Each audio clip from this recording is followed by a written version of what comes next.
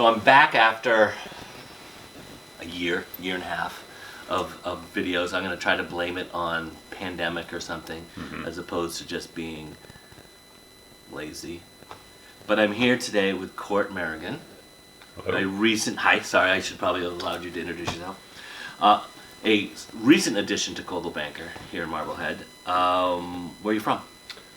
So I relocated here from Wyoming. Oh, I thought it was Montana. No, Wyoming. So I was gonna I mean, they're near each other. Yeah. Did you sell ranches and stuff? I did. Ranches. What's the farm. biggest one? So the biggest one that we came this close to a deal is 1 million acres. Actually, 1 million acres. And it went from about 13,000 foot up in the mountains down to the lowlands and the desert. It had its own dam. What's the size? I can't comprehend. I mean, I know what's an acre, 43,560 square feet. But what would that be like? Is that the size of Salem and Marblehead put together? Is it do you have any concept of? So I think 1 million acres. Let's see, 4 square. I think it's probably around 20 to 25 Marbleheads, off the top of my head. Give or take. Awesome. Yeah, and there were 4 people on it. No one year round because it's too high up. We get too much snow. Okay, so you have come out from Wyoming, and you're in Marblehead, and are you? Is it safe to say that you want to focus primarily on commercial real estate? That's my plan. Yes, yeah, that was my bread and butter back there. And I mean, why are you sort of focusing on commercial? Is it more interesting to you? Is it more lucrative? What's the draw to be a commercial, especially in a very residential town? Yeah. Or, like Marblehead, Swampscott, Salem more so commercial than right. But Marblehead's a pretty residential community. Well, I mean, it had the fact that I'm here in Marblehead has to do. This is where we were able to find a house. I was on the flip side of the needle on as buyers. Last year, right into the teeth of that frothy market. But I've got kids, so that's why we're here in Marblehead specifically. But the commercial, I hope that it's lucrative. I just find that it suits my way of doing business pretty well. I Ruthless Wall Street sort of, backstabbing. Yes. That's money never sleeps. All that. Yeah. Oh yeah. That's Marblehead in a nutshell. In a nutshell. So, that was my experience before I went into real estate full time. I worked for a regional bank. Did a lot of property management and in-house appraisals, and I did quite a few residential as well, but it was mainly commercial stuff. That was the wing of the bank that I was involved in. What are a few things that I should know, people should know about the differences about let's say buying a commercial property versus buying a house? Like what are some of the differences, things that I've never bought a commercial property, so is it that much different? Is it? I mean, the process of buying and selling in and of itself is not hugely different.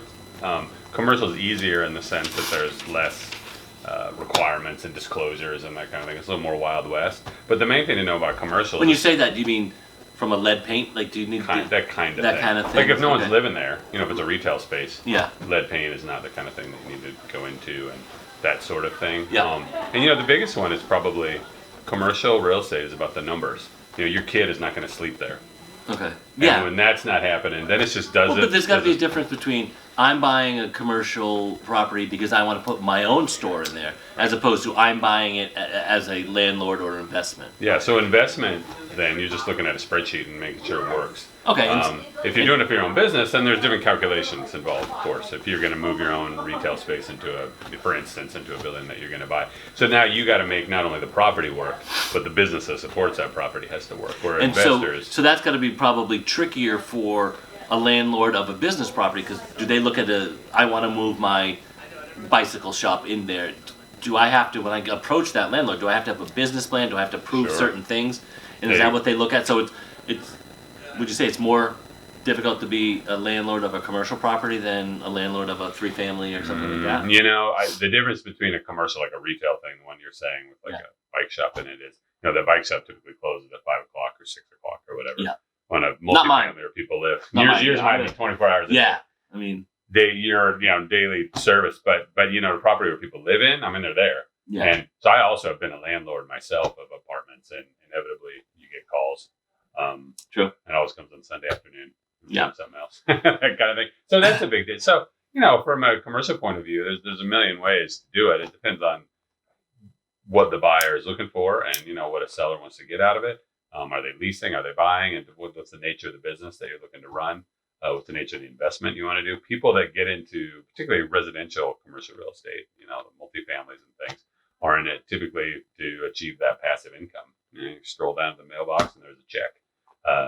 But you got to be able to get in the game to start with, and that, of course, takes some funds and some ability to do it. Yeah, and would you say, you can probably look at the properties every day. Are there a lot of commercial opportunities for someone to purchase and get into, or in this area? Absolutely. I mean, of course, it all depends on how deep pocketed you are. But 100%, I'm working with a couple first time commercial buyers right now here on the North Shore, and absolutely, these are younger folks, and they're in their 30s, and they're looking to the future. When they get into, say, retirement age, they want to have that retirement income. And it's funny because one of the properties I'm selling right now is someone who's on the other end of that, and he's in his late 80s, and he's owned this particular property since 1975. It's been very good to him. You can imagine what he bought it for then, as opposed to what it's worth now. Yeah. And so he has achieved good passive income all these years, and now he's going to sell it at an unbelievable markup from when he bought it, all those years ago. That was 48 years. Yeah. So and so a younger person looking to get into it for the first time, they want to be him